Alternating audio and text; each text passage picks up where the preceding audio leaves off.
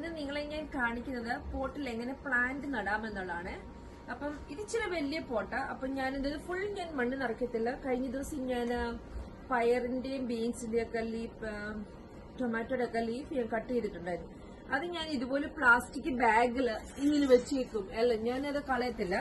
അപ്പം ആ ഇല ഞാൻ ഇനിയും അത് യൂസ് ചെയ്യും. ആ ഇല ഞാൻ ആദ്യം അടിയില ഒരു ഹാഫ് പാർട്ട് ഞാൻ ഇല ഇട്ടിട്ട് പിന്നെ ഞാൻ മണ്ണിടും. ഓക്കെ, കാണിക്കും.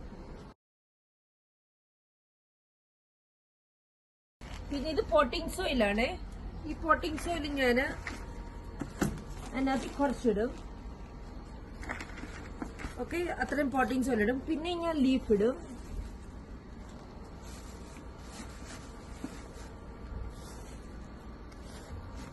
ഇപ്പൊ ഡ്രൈ ലീവ്സ് ആണെങ്കിലും ഇങ്ങനെ തന്നെ ചെയ്താൽ മതി. നമ്മുടെ ഇനിയിപ്പം നമുക്ക് ഫോളിന്റെ സമയത്ത് ഇഷ്ടം പോലെ ലീഫ് കിട്ടുമല്ലോ, ഉണക്കരിയില്ല. അപ്പൊ അത് നമ്മൾ കവറിനകത്താക്കി വാരി കെട്ടി വെച്ചാൽ ആദ്യം അടുത്ത സമ്മർ ആകുമ്പോൾ നമുക്ക് ഇതുപോലെ ചെയ്യാൻ പറ്റും. ഞങ്ങൾ അങ്ങനെ എല്ലാ വർഷവും ചെയ്യാറുള്ളത്.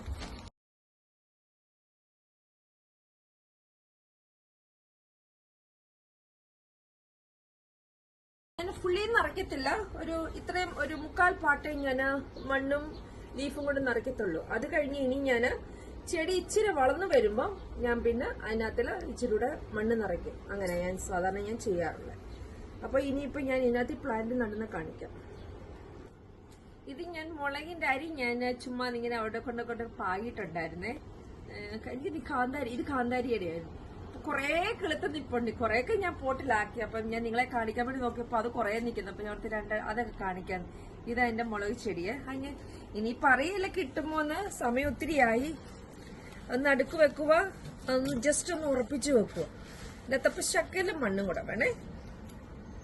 അത് കഴിഞ്ഞിട്ട് അതേലിങ്ങനെ നമ്മള് പിടിച്ചിട്ട് അതിന്റെ ചുറ്റിനും ഇച്ചിരി മണ്ണ് നിറയ്ക്കും.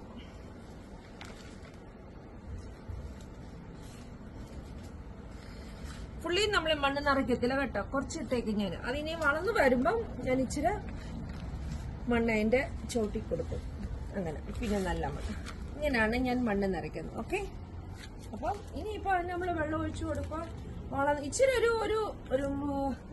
ഇത്രയും വളർന്ന് വരുമ്പം അതിന് ഇച്ചിരി ബോൺമീൽ ഇട്ട് കൊടുക്കുക. ബോൺമീൽ ഇട്ട് കൊടുത്ത് മണ്ണും കൂടെ ഇട്ട് സെറ്റ് ചെയ്ത് കഴിഞ്ഞാൽ നല്ല സൂപ്പറായിട്ട് നമ്മുടെ കാന്താരി ഉണ്ട്. എന്റെ കാന്താരിയൊക്കെ ആയി വരുന്നുണ്ട്. ഞാൻ നിങ്ങളെ കാണിക്കാം കേട്ടോ. അടുത്തൊരു വീഡിയോയിൽ ഞാൻ വരുന്നുണ്ട് കാന്താരിയൊക്കെ കണ്ടു. കാന്താരിയും പിന്നെ മറ്റേ പച്ചമുളക്. ഞാൻ നമ്മുടെ വറ്റൽമുളക് എടുക്കത്തില്ല വീട്ടില്. അപ്പൊ ആ വറ്റൽമുളകിന്റെ അരി നമ്മൾ കൊണ്ട് പാകിയാൽ മതി, നല്ലതായിട്ട് കിളിക്കും കേട്ടോ. അതും ഞാൻ നട്ടിട്ടുണ്ട്, അതും കിളിർത്ത് വരുന്നുണ്ട്. അപ്പം ഇതാണ് ഇന്നത്തെ എന്റെ വീഡിയോ. ഇത് പുതിയ ആൾക്കാർക്ക് വേണ്ടിയുള്ളതാണ്.